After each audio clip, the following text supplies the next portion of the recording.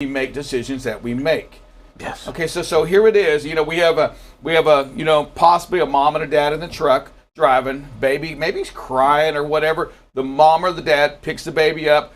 Accident happens. Baby's ejected, and now, pending this investigation, now comes the part that odds are, after this investigation is over, they have to turn that to the prosecutor for possible prosecution. Yes. And Bob, when we talk to you, the big trucks, we're not just talking to you. Hopefully you're talking the same thing, and you're passing that on to your family and the four-wheelers, your cousins, your aunts, your uncles, your friends that are driving the four-wheelers, and you're talking safety to them, because it doesn't just start and end with the big truck. No. It's all of us that are on these roads. And Bob, it's just investigations complete. They're going to turn that over to the prosecutors on that. Let's just keep going, though. The Missouri State Highway Patrol, on the exact same day, 400 crashes from midnight Wednesday till Thursday afternoon. 400 crashes, 52 injuries, no fatalities. On top of that, 400 stranded motorists. Okay, so here it is. We're back on these interstates again. The roads are bad. Their ice, there's snow, whatever the reason is. We just sometimes just think that, I can make it. And Bob, when we think about the I cans, it's not a I can, it's I will make it. If you can't say I'm going to get there safe, then you probably shouldn't be on the road. Correct. And you're right. Every accident investigation I've ever had starts with two words of drivers. I thought I could make it. I thought I had clearance. That thought has to get to I know. Because if the I know, we're not having a conversation. Those right? 400 vehicles that were stranded, let's just go to them. Bob, if they knew that they weren't going to make it, they wouldn't have gone. They wouldn't have gone. Right. I mean, you wouldn't have gone. And those are cars or trucks. They're a vehicle. It's not just the big trucks, but those are the decisions that we've got to really be aware of. And those are self-conscious. Those are tough decisions, because that may mean you don't make it home to your wife or to your kids. That may mean that you miss maybe there's going to be a basketball game. Something's not going to happen, because it's not just ice. It can be fog. It can be anything it can be you're drowsy. You're worn out. Yeah, there could be all kinds of conditions, that the wind. We talk about the wind, right? All these things come into play, and like you said, you can't worry about. Yes, you want to get home. Companies, right, want to keep making that money, but how do you put a price on an 18-month-old baby, right? Exactly, and you can't. And that's what we're trying, and that's our job here at BCB Live, is to continue to talk about these things, to change your culture about how you look at what you do as a profession. Mm-hmm. Because unfortunately, or fortunately, if you're not moving, sometimes, hey, guess what? Nobody in the industry is making money. Your trucking company's not making money. If you're commission-based, you're not making money. The driver, you've got to make that business decision. You've got to make that tough call that says, you know what?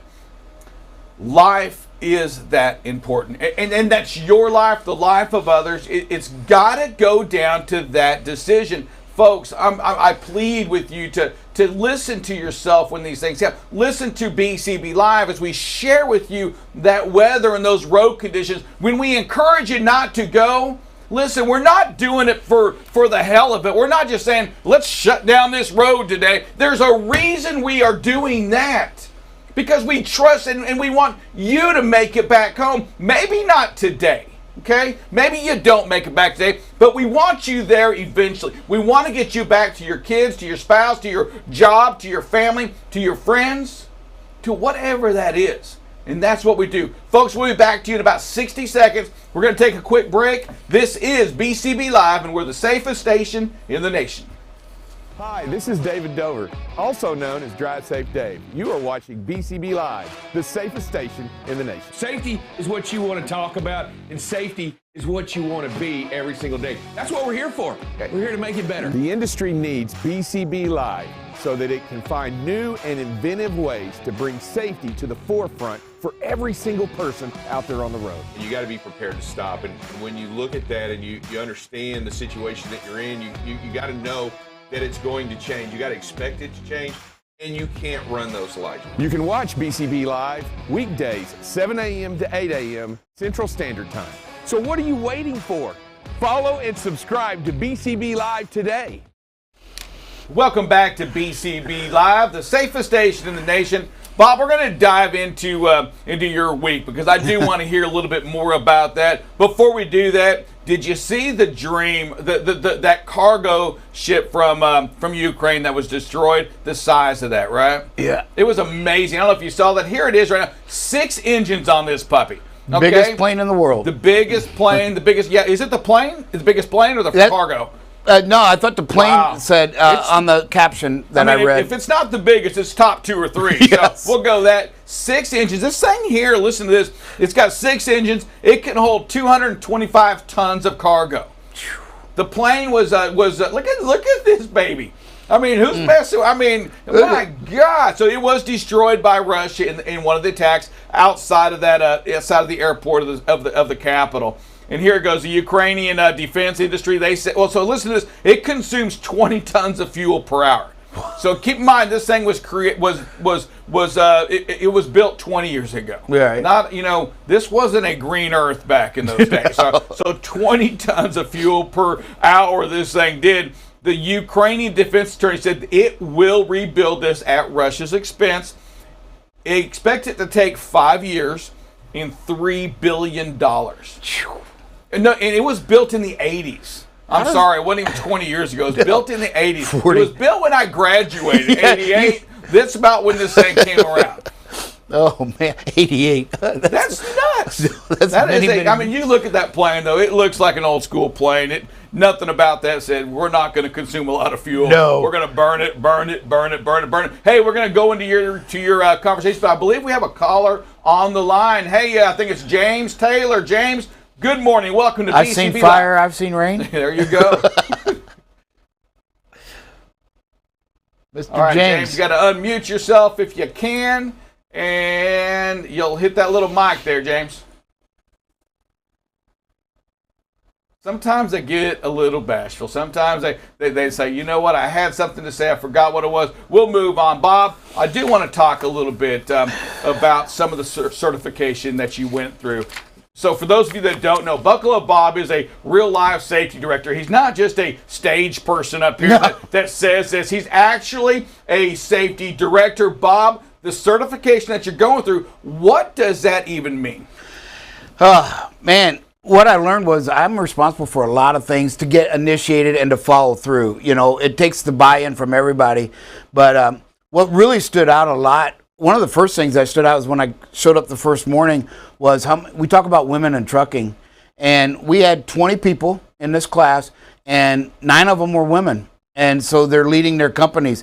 The other thing during the week discussion was, and I just want companies out there, it would amaze me that probably close to 60% of the companies do not put safety over profit, according to the people in the room. Gotcha. Now, again, don't know much about that, but it was just like amazing that we do that, and we want that industry, but it shows the industry's got a lot to go. So Bob, I mean, talk about those folks there. First of all, you brought up women in trucking. I want to throw a plug in here. Tomorrow we have the president of Women in Trucking on BCB Live. Going to talk a little bit about women in trucking. This, tomorrow begins Women's History Month. So big conversation. We're going to kick it off big with none other than Ellen. So the president of Women in Trucking going to join us. But Bob, when you talk about profits over safety, I mean, how do you begin to even change that? Because isn't that? Think about the safety director of a company. How does he or she change that for the company when it's owned by somebody else? It starts with the top management. That was made clear that the safety director is responsible to make a one-page safety policy, kind of a mission statement, and the most important thing that the ownership can do is sign off on that and then promote it. But after that, that's really what you got to have in. They were all amazed that I said, you know what, my boss says all the time that I'm about the only one that can override him if it's a safety issue, right? Now, and I tell him, he may challenge me on it, my reasoning for it, but he always backs it. And they're just amazed at that. And that's what carriers out there, drivers, you've got to get them companies that are willing to do it. But it starts one company at a time. We talk all the time, one person at a time. So I'm curious. So when we talk about some of those other folks that were in that class there, when the ownership or their boss or the CEO, whatever that is, when they don't agree with that safety person, I mean, what an uncomfortable situation for the safety director of that company when maybe that company's not following the safest process and they're putting profits over safety. Yeah. Seriously, what an uncomfortable, and what do they do? I mean, do they continue to work there? What do they do? A lot of them have jump jobs trying to find that company. Some feel like, he said no, but there was room for growth there. Gotcha. And so they're trying to instill that, kind of mentality, if you will. But most of them have left companies for that exact reason, Sir Rick. It was just like, because they all feel they're the scapegoat. They're one bad accident away. Well, it's your fault. Yep. And so I remember speaking at it was a TXTA event, and I was on a panel, and I brought that up there. And my comment to the safety director was, if you're at a place where you don't feel comfortable, where you don't have that support, you're at the wrong place. Quit. Go find another job. Yes. Because your job as a safety person, Bob, is to protect that company. If they're not allowing you to protect them, boy, I almost feel. And do they talk about that? Do they talk about the liability of you, the person, the manager, the director? Yes, we talk a little bit about that. We go into, man, it was just so intense. We went through company liability, company agent liability, things that you got to do from the hiring process, that can lead to this kind of liability, things that from the federal motor carrier side that can lead to this liability. But a lot of it was all about liability, and it really got to the point where every statement you make has to say protect life. Like you were just saying, hey, when we protect life, we protect the company. When we do this, we protect the company. So all these little statements that we actually do and must do the end result has to be we protect the company. And it all has to feed that. And if it doesn't, it's not a good safety policy. It's not a good safety program. And they're two separate things, which I didn't know. So another thing that we learned. And they don't make it easy for you.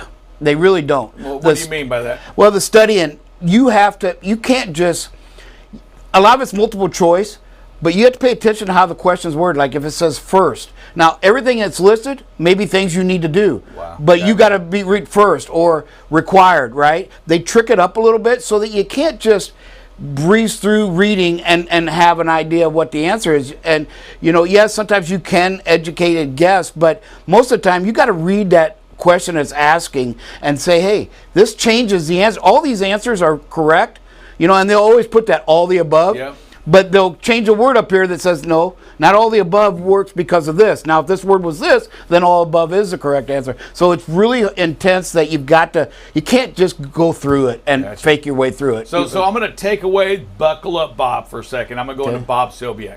Bob Sobiak, safety director. What was your biggest takeaway from this? Oh, I got to tell myself, I'm not doing enough. I'm really not. I'm not focusing on the departments, getting their buy-in, things that we've got to do to change that culture. One of the things that kept popping in because I was reading, we were going through some bad weather here. We had some weather up there. And I'm just thinking, you know what?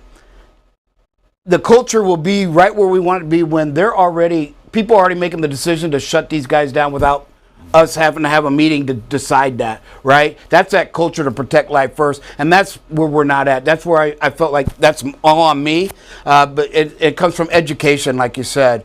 There is so much that the other thing that took away is I got all my books. I'm going to have to review them because, they dumped a lot of stuff on you. I had six books that we had to go through in 3 days. And so it was very intense. And so, obviously I learned a lot, but it's going to be a bunch that, and as you apply it, you got to keep going back and reviewing it. Gotcha. So how do you take bits and pieces about, and I'm talking about the intentionality, right? Because you can go to a class like that and you learn all these things, but now, Bob, you come back and you're back in the real world. How do you take that and apply it, or to teach to bring others and get others involved in this part?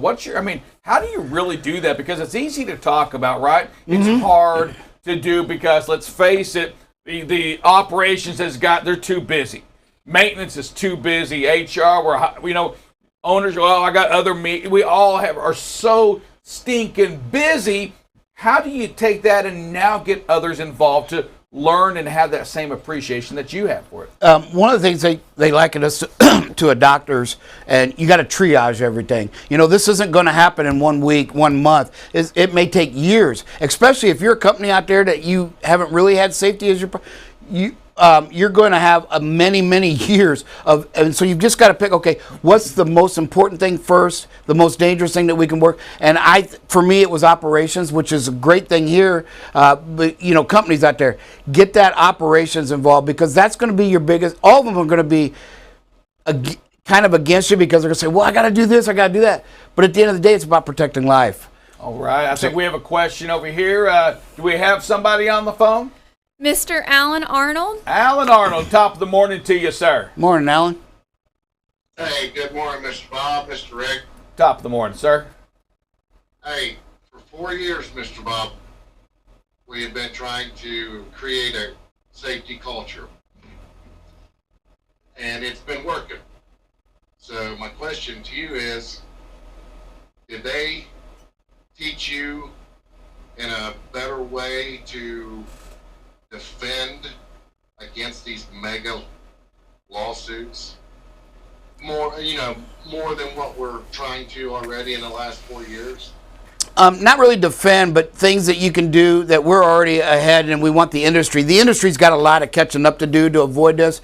These mega lawsuits are happening at companies that don't put safety first. Yes. When you look at that and you get deep background, you go to the kind of root cause, as we say. That was another big thing. Man, all the steps I can take now to learn how to get to a root cause a little bit better. There's just a lot of organizational things. So, yes, from the liability standpoint, Alan, from how to legally defend it, no, there wasn't a lot of lawyer talk, so to speak, other than, hey, make sure you just turn all that over to the lawyers and let them handle it. Don't get involved in that. That's what they get paid for. Yeah, but I'm gonna hop in on that for a second, because for the trucking companies that are watching this, the culture of your company, it comes into play with those lawyers, right? Yes. A lawyer is going to have an easier time defending who you are when the culture of your company is built around safety as opposed to not. Yes. If you don't have any of these things in place, if you're not talking to your people, to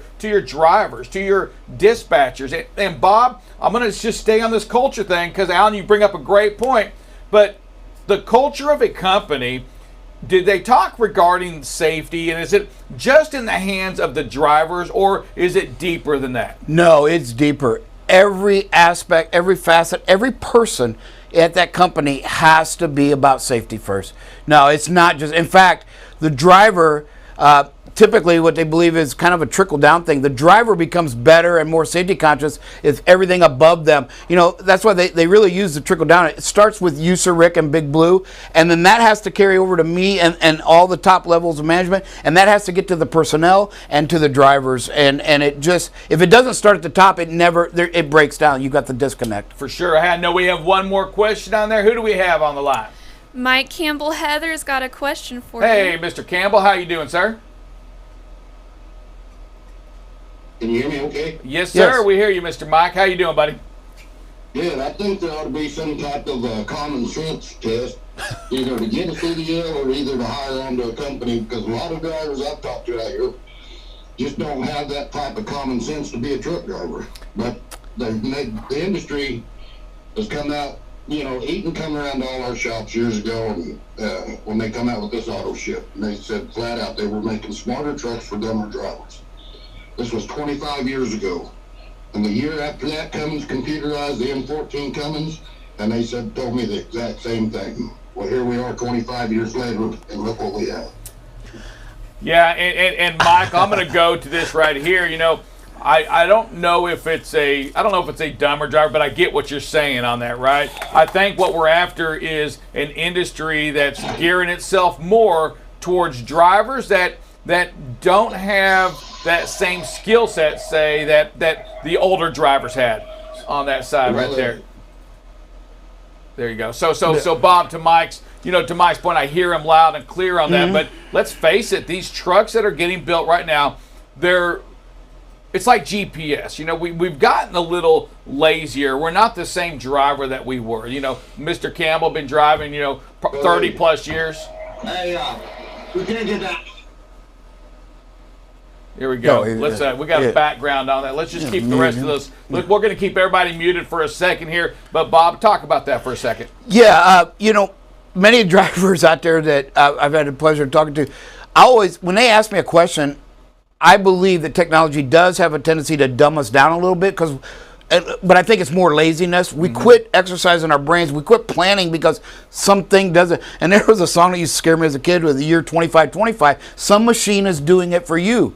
And our brains have to keep challenging. I think that's what Mike's saying is, hey, technology. I used to know every phone number, every this. Now it's Ashley in my phone, right? Yep. I don't know her phone number anymore. Yep. Their idea was that anybody could drive. They could make a truck so anybody could drive it. Well, a lot of people, just because you can drive it don't mean you have the common sense. Thank you. Yes. Thank you. And what we've learned, I think, is all of us get a little bit older, is that common sense isn't so common anymore. It's just not very common. It's just crazy. And I do think technology has aided in that. I remember when GPS first came out. It was the craziest thing. We would have people, and it was always that younger group of drivers. It was never the older group, right? So it was the 20-something-olds that would drive. This is 20 years ago, or whenever the technology came out. They would look at they'd call into dispatch and say, "Hey, my computer says it's on, that the shipper is on the left-hand side. I don't see it here. Can you see where they are?" And we would say, "Hey, look on the right side." It was like, because the computer said there, they would look left, they wouldn't look to the right side. Yeah. Hey, look across the street. And that was the beginning of it, right? Hey, Bob, it's 7:30. We've got to get that phrase that pays out. Give it to him, sir. All right.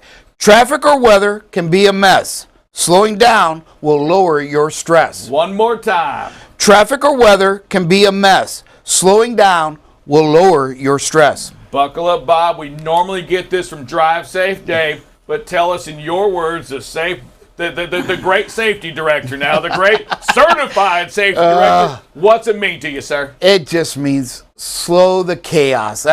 You coined that years ago, and I just love it.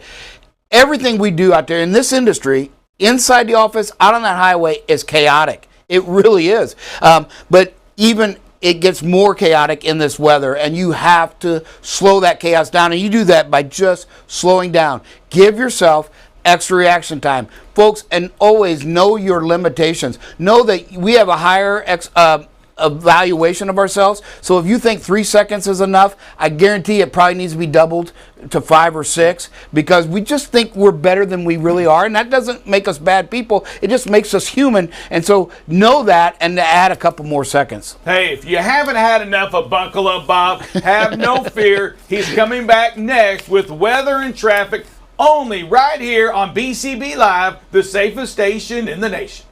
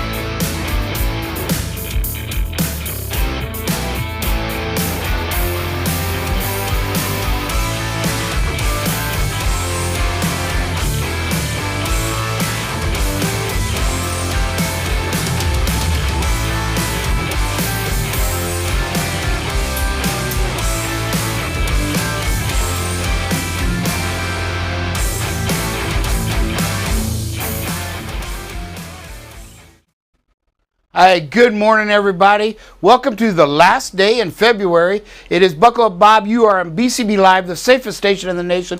We're going to get started off with a little bit of traffic in some of the major hubs this morning. And when I say that, the ones that are actually moving, we don't get California with them being 2 hours behind us. They're not really starting to move yet. But we're looking at the Dallas DFW area first, and it looks pretty good. I mean, it looks like a typical morning commute, if you will. The loops. There was a problem up here on 635. They still clearing an accident, I believe. So you're going to have some problems on the northbound side as you go up 65, just north of 30. And then 30, once you get into the downtown area heading west, you have some problems as well. 35E, there was also an accident on 35E this morning. So that's starting to clear up a little bit. It's starting to break up right there from 20 as you go. 30. Eastbound, always a problem in the morning between the 820 loop and when you get out here to the Dallas loop as well. And 360, the merge points there are always a backup, and then it kind of opens up for you. Fort Worth, we have our typical, what did I do? Oh, we went to Houston. All right, sorry about that. Houston, we are looking pretty good on the loops. The loops look great. We always have a problem out here at Katy, Texas. So, again, slow down, pack your patience. But, again, as typical, the loops are your best bet to get around some of these major cities. As we go to our next one, should be our Kansas City. There we go. Kansas City always looks good, except when there's some bad weather in the area, and it looks like it looks good this morning. 70 is clear both directions. A little bit of a slowdown once you get inside 470 loop here between Independence and Raytown there. Just a couple of some stop and go areas. And then Merriam, you got a little problem there on 35. That is on the southbound side. So again, but Kansas City, you look great this morning. Keep it up, slow down, increase your space. Chicago looks good. The 80-94 crossing the Indiana-Illinois state line looks good. 80 on the Illinois side looks good all the way to Joliet. 55 looks good heading north. 88, 90, and 94 coming down from Wisconsin also looks good. Chicago, you got a great commute going on this morning. Keep it going, everybody. Atlanta's always our trouble area. And again, the loop is congested all the way around, but it's real spotty. You've got stop and go traffic all the way around, with the exception here on the west side of 285, both directions as you get down by Magnolia, but typically the northbound direction, and then 20 coming into that merge point is a little bit backed up. 85, always a problem. It's backed up all the way to 316. That is the south or westbound directions as well. So again, reminder, in Atlanta, you must take the loop. It is a state law. You cannot pass through unless you're delivering inside the loop. It's the only time. As we go to Nashville, our headache is always 24. It is still there this morning. Even a little bit further, it is backed up to 102, all the way up to just short of the loop as you come into Nashville. We also have a problem on the westbound direction on the eastbound side of the loop on 40. Here, all the way back out to Lynn Christie, we are backed up. Even into Monticello as you come into the downtown area. We also have a little bit of a problem on the eastbound direction on 40 over here by West Meade. Right as it merges, crisscrosses 70 there, we have a problem. And then typically our 2464 merge point, 24 southbound, always has a problem. And even on the inner loop, we've got a pretty good backup all the way around here on North Nashville as you cross the river up there. As we go to Baltimore looks normal, right? It's always up here on the north and the western side. That is no different this morning. The rest of it looks pretty good. A little bit of slowdown here in Jessup and South Laurel. That's on 285 as you get connect from Baltimore to DC. 95 looks pretty good. Just a little bit on the northbound section here, just by Jessup as well.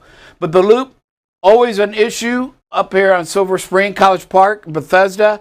But the rest of the loop looks pretty good. It looks like we have a little bit of a problem on 66 coming eastbound, right? All the way back out here by Sudley, then Centerville, and then as you come up to the 495 loop, you're going to have some backup as well. But the rest of the loop looks really good if you're in the DC area. So I would just say a normal commute this morning if you're heading into the D.C. area, so just be patient.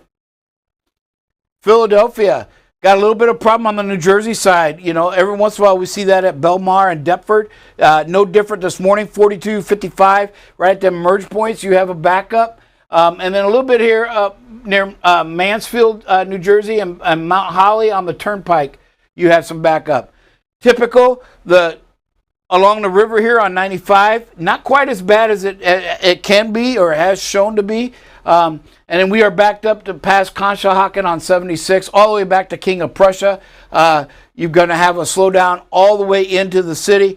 And then 476, the loop around, not as bad until you get down to Marple Township. As you get, and from there all the way down to 95 in the Philadelphia area. So just be patient, everybody. Slow it down. Slow that chaos down. All right. Indianapolis. Indy, you look pretty good this morning. Just one section here between 40 and 74. That is on the northbound lanes. You're going to have some red there. And then a little bit of orange here. So you got some stop and go traffic right around the 65 merge point. But 74, 70 on the west side looks good. Passing through looks good. 465 loop looks pretty good. A little bit of a congestion here at the split. 465, 865 loop. Up here in the north by 86th Street and Zionsville in Indiana this morning. So there's your commute. As we go to our weather, we're going to see the current radar is pretty clean. So again, not much going on. Our wind gusts today, you can see currently, too bad. We got a little bit of a system. Looks like it's coming into Portland here. As we go out the day, you can see the rest of the country looks really good. So we shouldn't have too much wind issues today. And then tomorrow, we'll look in the afternoon. Again, that system pushes up north into Canada. So for the next 48 hours, we should have pretty good wind. Let's see what we're going to have as far as precipitation. Also, looks like we get a break, right? There's that little system that we talked about was pushing up to north. Into Canada out in the northwest. A little bit here on the Great Lakes up along the northern Canada-U.S. Border. Should see some snow today as well. And then as we go into tomorrow, again, out here in Vermont, New Hampshire, Maine, but the rest of the country sees a little bit of a squall there. We might see some ice right there at the Minnesota, South Dakota line as well. Temperatures are supposed to warm up, I believe, so maybe. Last week was winter's last hurrah. You can see not much of the bitter cold expected today. We got highs in the 50s in Denver. Salt Lake City's above freezing. The Northwest is in the 50s. So the only really cold spell is going to be out here in the Northeast, right? New York, Massachusetts, Connecticut, you're all going to be below the freezing mark. But then on Tuesday, you can see that even pushes up. And you're going to be above freezing tomorrow. So we've got a big warming trend coming as we go through the week in the 70s for most of the southern part and in the 60s and 70s. So again, we got some great weather coming. We're going to take a quick break and be right back with some safety. You're watching BCB Live, the safest station in the nation. BCB Live covers freight. Here we are now at 21% of record freight being rejected. News down in Texas. We're going to talk a little bit about this. We had another $1.5 million seizure. If ever there's a time to do a pre or post trip, it's if you're doing something wrong. Weather, traffic. Hey, good morning, everybody. Welcome to some traffic and weather with Buckle Up Bob. You can kind of see where the visibility can be compromised a little bit. Again, right where that rain is. And most importantly, safety. One of the things that we must do is make sure that safety is the number one thing that we focus on. Going into an intersection yellow is not the way. That's to clear an intersection, not to enter an intersection. Tune in weekdays from 7 a.m. to 8 a.m. Central Standard Time. You can watch BCB Live through LinkedIn, YouTube, or Facebook. So what are you waiting for? Subscribe today and follow BCB Live.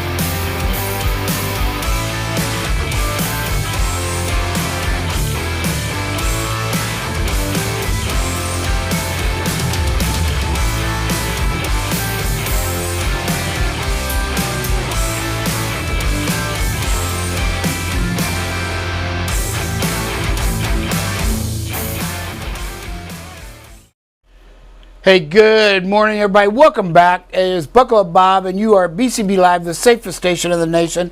We're going to talk a little bit about our topic this week, and that is too fast for conditions, oddly enough, with the weather that we just dealt with. Let's hope that it's over for most of it. That was winter's last hurrah. But one of the things that did you know, I always love the did you knows, but according to a fatality analysis reporting system, that 25% of all of speed-related large truck fatalities occur during adverse weather conditions. So again, got to slow down. We talked about it. We talked about the phrase that pays, right? Has to be about slowing down the chaos. When you're in an accident, it really is. I know it's hard for drivers, and it's probably the hardest challenge I have when talking to drivers, because they love to throw, well, you're not out there, you're not driving the truck. Well, that has nothing to do with the videos and the statistics that are out there, right? I know those statistics. I research them, and the statistics tell us that just like you wear your seatbelt, right, doesn't mean that you can't be killed in an accident. It means your odds go way up. Well, the same thing here. If speed is the number one factor in all and every accident, why would you as a driver not want to slow down? Why would you ever want to go over the speed, right? And then you're going to say traffic, well, this or that. Well, that's just patience, right? It's a characteristic that you can develop, that you can grow and become better at. It's a tool you can use, is patience. Patience is a great tool at preventing accidents. And you can do that by slowing down. Many of us just get out there and I've been guilty as such. I've been going along with the flow of traffic, and I'm staying behind somebody, and all of a sudden I look down and I'm doing 77 miles an hour, and I'm like, what the world am I doing that for, right? So then, but you've got to keep your eyes moving. You've got to check your gauges. Never drive by feel. Drive by your gauges. Your gauges are there for a reason, and they will tell you that you're under that speed limit, right? Adverse conditions require a 20% reduction in speed if they're wet, a 30% if they're snow or ice, right? Ice, the best thing to do is get off the road. Never, ever drive on ice. And again, has nothing to do with your abilities. You are underestimating or overestimating, whatever the case may be, the other vehicles around you. As we talked earlier, 18-month-old baby lost their life, and I guarantee you they weren't driving, right? And that's the other thing. Statistics show that the driver in these usually live. The one who's at fault, usually it's passengers in the other vehicles that end up getting killed. We shared that statistic just a week or so ago. So remember that. When you shut trucks down, you are protecting the life of your drivers out there. When a company shuts you down, they care about your life. I mean, you stop and think, if you're logically out there trying to figure out why a company would ever shut you down when you think the weather's good, well, they're genuinely concerned because they're losing profits too, right? But that's a company you want to be at because they're more worried about you than they are whether or not that load or they make money that day. They're worried about your life. The conditions are such that your life is in risk. I always use the analogy in orientation a lot. Hey, you pick any major city, New York, Dallas, you would never walk alone, unarmed, by yourself at 1:30 in the morning. Why? Well, because it's dangerous, right? So you don't do it. But yet we will drive on ice. We will speed over the speed limit, even though we know it's dangerous. And that comes to the heart. The heart is we just don't believe in our heart that it's ever going to happen to us. And every one of the driver out there can say that. Hey, you've been driving 35 years without. Great. Right? But it doesn't give you a magic force field around it and prevent it. It's not your driving you have to worry about. You've all seen the videos, and we're going to show some more today, but you all have to worry about the person around you, and none of them know how to drive in this weather. Yes, who we got, producer? Mr. Albert has a hand raised. All right, Albert. Mr. Tubbs, is it?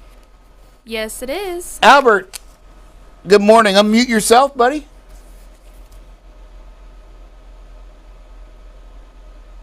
All right. All right, Albert, we'll come back to you. Let's go ahead and go to the videos there, Miss Producer. I got to say Miss. I got to get used to saying Miss Producer now.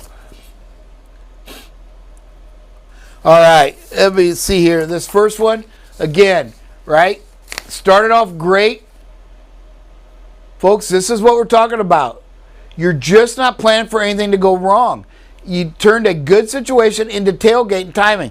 You know, what we see in these videos a lot out there, drivers, is you just don't want to get off of the cruise control. But you got to. Get off, keep the space up. If you're trying to wait for that car, that is a great job. Everything's good till right here, because right here, boom, stop it. What are you going to do? Right? If that car hits something that you couldn't see, if this truck blows a tire, you're stuck right in the middle of nowhere to go. Folks, there's a safe way to make a lanes change. This is not it, right? Remember, there's safe, safer, and safest. You were in a great position, driver, at the start of this video, and you let circumstances and the situation put you in a bad one, and you did nothing to react to it. You've got to react and keep the safe space. Here again, these are some of the most dangerous jobs or dangerous highways out here on the roadway. These 2-lane, right? You see all the no passing, the signage, right? Good job letting them make a right-hand turn and backing off. These are I think, more dangerous than interstates because you have traffic both directions. You have hidden driveways. You have hidden work entrances. You have hidden roads. The signs there are telling you, but as we've seen, most people don't pay attention to some of the signs. Great job by that driver. All right, here we got nighttime, right? We're coming around a curve, a little bit of a curve. I believe we got a vehicle, got their 4-ways on, slowing down. See, and this is what can happen, folks. This is why you just got to pay attention, right? You can't see this at the beginning of this video. There's a gradual enough curve, right? And there's the flashers. And now this guy's not paying attention. And again, that is why we say speed, right? 3 to 5 miles under the limit. You've got construction signs ahead. But it's the other guy that's not paying attention that all of a sudden can't go left and thinks that that gap you've left is enough to go out in front of you right here. Right? We've seen that where they would have jumped right out there. That's why you got to slow it down. Slow that chaos down. Here again, you've got four lanes, means there's a lot of traffic going on in here, right? And love it. What do we always say on this show? If you got a true safety mind, you're able to see the road when you stop, and you're able to stop. You're not worried about changing lanes. You're driving for the conditions that allow you to stop in the lane. That is the safest thing you can do. I mean, it makes sense, right? If you're able to stop in your own lane, then you can't cause an accident by jumping lanes. Now, if you're in an accident, you are clearly, it's unpreventable and there's nothing else you could have done. Great job by the driver showing some patience. Is there any more? Oh, I thought there was a few more. That was it for today. Okay. All right, everybody. Great job. We got any callers? Because we're a little bit early.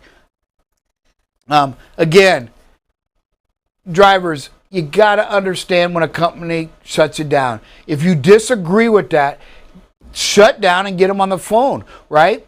Let's make a really concerted effort to get you safely. Because, again, does no good to put a barrier right on the edge of the storm. You need 60 to 70 miles to be able to shut down. So again, if that is set up by your company, call them, work it out, see if you can. But remember, if the company says shut her down, shut it down. They have your best interest. You know, I think one of the things drivers forget out there is, yes, you're going to lose money maybe that day, but there's ways to try to make it up on the weekend that you may have to do. Again, these weather systems don't happen every day, right? And again, typically, depending where you're at, you only see 1 or 2 of these a year in the winter. So just realize that, hey, shut her down, figure out plan B, but always remember, the company is no way trying to punish a driver. They can't, because they're punishing themselves. Remember, companies stay in business by making enough money to pay their drivers, right? So when they shut fleets down, they're shutting their own business down too. So again, it always is in your best interest. The company is looking out. Yes, who we got? Producer? Daniel Bass has a question. Hey, Daniel. Good morning.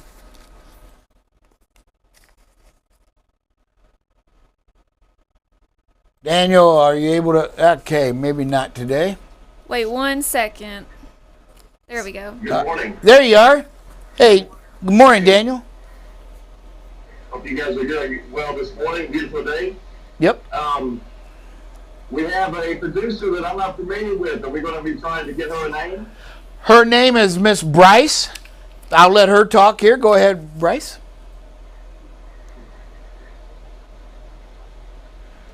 Good morning, everyone. Hey, are we going to be trying to find you a name?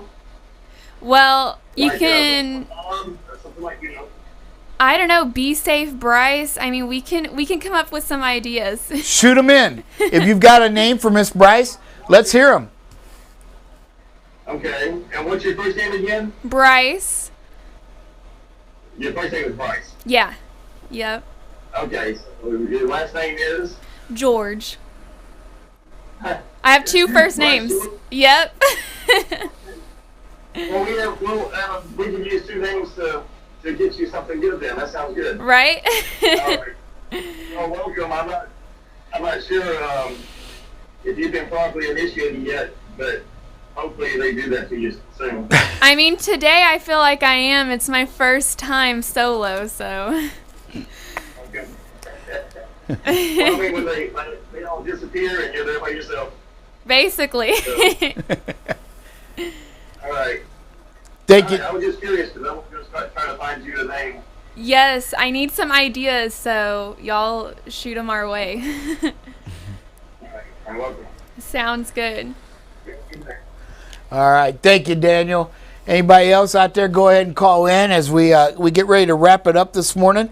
Again, folks, look for things to come. We need your help out there. Drivers, help your companies, right? Help them make the decision, for them. And again, work it out with them. And if they're not willing to take safety into account, you got to really think about something different, right? Because at the end of the day, every driver should feel comfortable that their company wants them get home safe to their families, right? I know nothing is more important to me.